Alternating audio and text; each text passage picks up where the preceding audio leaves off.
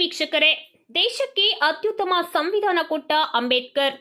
ಹೊಸಕೋಟೆ ತಾಲೂಕಿನ ನಂದಗುಡಿ ಹೋಬಳಿಯ ಇಟ್ಟಸಂದ್ರ ಗ್ರಾಮದಲ್ಲಿ ನಡೆದ ಗಣರಾಜ್ಯೋತ್ಸವ ಪ್ರಯುಕ್ತ ಸ್ಕೂಲ್ ಬ್ಯಾಗ್, ಐಡಿ ಕಾರ್ಡ್ ವಿತರಣೆ. ಪ್ರಪಂಚದಲ್ಲಿ ಅತ್ಯುತ್ತಮ ಸಂವಿಧಾನವನ್ನು ರಚನೆ ಮಾಡಿಕೊಟ್ಟ ಕೀರ್ತಿ ಡಾಕ್ಟರ್ ಬಿಆರ್ ಅಂಬೇಡ್ಕರ್ ರವರಿಗೆ ಸಲ್ಲುತ್ತದೆ ಎಂದು ಬಿವಿ ಶಿವಕುಮಾರ್ ಹೇಳಿದರು.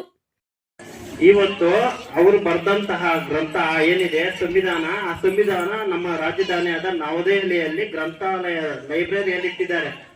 ಅಂದ್ರೆ ಸರ್ಕಾರಿ ಶಾಲೆಯಲ್ಲಿ ನಾವೇನು ಸಾಧನೆ ಮಾಡಕ್ ಆಗಲ್ಲ ಅನ್ನಂತ ಮಕ್ಕಳು ಇವತ್ತು ನಾವು ಕೇಳಿಸ್ಕೋಬೇಕು.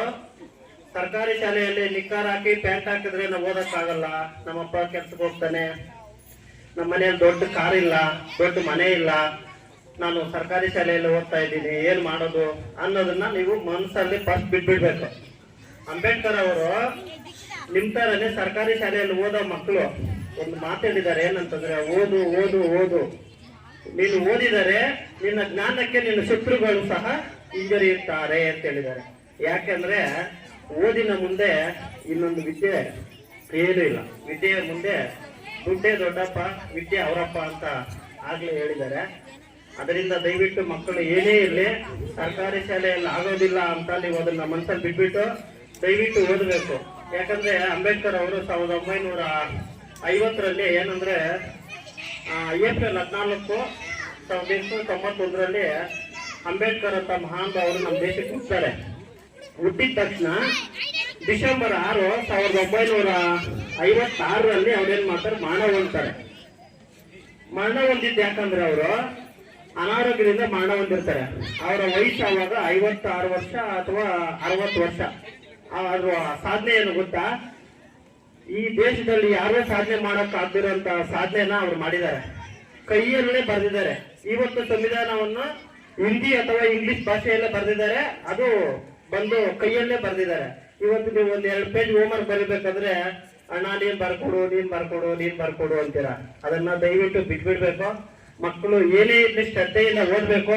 ನಿಮ್ಗೇನ್ ಸಹಕಾರ ಬೇಕೋ ನೋಡಿ, ನಮಗೂ ಸ್ವಲ್ಪ ಗಮನಕ್ಕೆ ಬಂದಿದೆ, ಊರಿನ ಮುಖ್ಯಸ್ಥರನ್ನ ಅದಕ್ಕೆ ಕರೆದು ನಾವ್ ಹೇಳ್ತಾ ಇದೀವಿ. ಏನಂತಂದ್ರೆ ನಮ್ಮ ಸರ್ಕಾರಿ ಶಾಲೆ ಸ್ವಲ್ಪ ಹಿಂಜರಿತಾ ಇದೆ ಸರ್, ಸರಿಯಾಗಿ ಮಕ್ಕಳಿಗೆ ಇಲ್ಲಿ ಓದಂತ ವಿದ್ಯಾಭ್ಯಾಸ ಸಿಗ್ತಾ ಇಲ್ಲ. ನೀವು ಸ್ವಲ್ಪ ನಮ್ಗೆ ಸಹಕಾರ ಕೊಟ್ಟು ಇದ್ ಮಾಡ್ಬೇಕು ಅಂತೆಲ್ಲ ಇದ್ ಮಾಡಿದ್ದೀವಿ. ಹಾಗೂ ಮುಂದಿನ ದಿನಗಳಲ್ಲಿ ನಮ್ ಗ್ರಾಮ ಪಂಚಾಯತಿ ಮೆಂಬರ್ಗಳು, ಅಧ್ಯಕ್ಷರುಗಳೆಲ್ಲ ಬಂದಿದ್ದಾರೆ. ಇವ್ರಿಗೆ ಏನಂದ್ರೆ ಇಲ್ಲಿ ನಮ್ಮ ಸ್ಕೂಲಲ್ಲಿ ಒಂದು ಇಂಗ್ಲಿಷ್ ಕೊರತೆ ಆಗ್ಬಿಟ್ಟಿದೆ. ಅಂದ್ರೆ ಸರ್ಕಾರಿ ಶಾಲೆ ಅಂದಿದ ತಕ್ಷಣ ಇಂಗ್ಲಿಷ್ ಇಲ್ಲಿ ಸೌಲಭ್ಯ ಇಲ್ಲ, ಅದರಿಂದ ಬಿಟ್ಬಿಡ್ಬೇಕು ಅನ್ನೋದು ಅವ್ರ ಮನಸ್ಸಲ್ಲಿ ಬಂದ್ಬಿಟ್ಟಿದೆ. ಎಲ್ಲಾ ಮಕ್ಳು ತಗೊಂಡೋಗಿ ಏನ್ ಮಾಡಿದ್ರೆ ಖಾಸಗಿ ಶಾಲೆಯಲ್ಲೇ ಸೇರಿಸ್ತಾ ಇದಾರೆ. ಅದಕ್ಕೆ ನಾವೇನ್ ಮಾಡೋಣ ಅಂದ್ರೆ ಪಂಚಾಯತಿಯಿಂದ ನಮ್ಮ ರಮೇಶ್ ಅಣ್ಣವರು, ಅಧ್ಯಕ್ಷರು ಎಲ್ಲರೂ ಸೇರಿ ಒಂದು ಗೆಸ್ಟ್ ಟೀಚರ್ ಆಗಿ ತಗೊಳ್ಳೋಣ ಅಂತ ನಾವು ನಮ್ಮ HM ಸರ್ ಹತ್ರ ಮಾತಾಡಿದ್ದೀವಿ.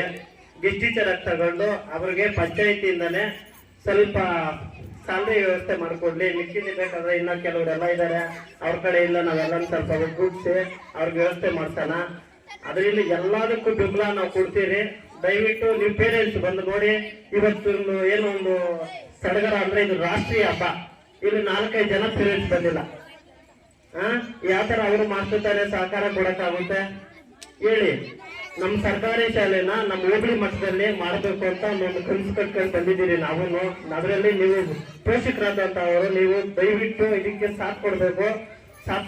ಇಲ್ಲ ಅಂದ್ರೆ ನಮ್ಮ ಇದೇ ಸಂದರ್ಭದಲ್ಲಿ ಮುಖ್ಯ ಅತಿಥಿಗಳಾಗಿ ಅಬ್ದುಲ್ ಮುಜೀದ್, ಸುಹಾನ್, ಬೆಂಗಳೂರು ಮುನ್ನಾ, ಬೆಂಗಳೂರು ಬಿವಿ ಶಿವಕುಮಾರ್, ಇಟ್ಟಸಂದ್ರ ಎಸ್ಡಿಎಂಸಿ ಅಧ್ಯಕ್ಷರು ವಿಜಯ್ ಕುಮಾರ್, HM ಸುರೇಶ್, GR ಹಾಗೂ ಎಲ್ಲಾ ಶಿಕ್ಷಕ ವೃಂದ, ಗ್ರಾಮ ಪಂಚಾಯಿತಿ ಸದಸ್ಯರಾದ ರಮೇಶ್ ಹಾಗೂ ರಾಮಾಂಜಿನಪ್ಪ ಹಾಗೂ ಊರಿನ ಮುಖಂಡರಾದ K Ramesh, DV Shivakumar, Anandkumar, M Naveen Kumar, K Thyagaraju, L Gangadhar, M cable Manjunath ಮುಂತಾದವರು ಹಾಜರಿದ್ದರು.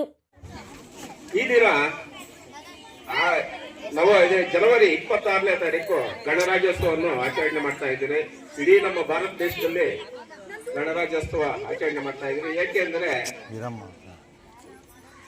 ನಮಗೆ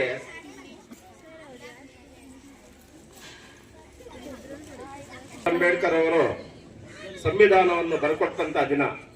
ಅದಕ್ಕಾಗಿ ನಾವು ಜನವರಿ 26ನೇ ತಾರೀಕು ಗಣರಾಜ್ಯೋತ್ಸವವನ್ನು ಆಚರಣೆ ಮಾಡ್ತಾ ಇದ್ದೀವಿ. ನಾವು ವಿದ್ಯಾಭ್ಯಾಸ ಮಾಡಿದ್ರೆ ಏನ್ ಬೇಕಾದ್ರೂ ಸಾಧನೆ ಮಾಡಬಹುದು ಅನ್ನೋದಕ್ಕೆ ನಮ್ಮ BR ಅಂಬೇಡ್ಕರ್ ಅವರೇ ಸಾಕ್ಷಿಯಾಗಿದೆ. ನಾನು ಹೆಚ್ಚಿಗೆ ಮಾತಾಡೋದು ನನಗೂ ಚಾನಲ್ ಸಬ್ಸ್ಕ್ರೈಬ್ ಮಾಡಿ ಹಾಗೆ ಕೆಳಗೆ ಕಾಣುವ ಬೆಲ್ ಬಟನ್ ಕ್ಲಿಕ್ ಮಾಡಿ.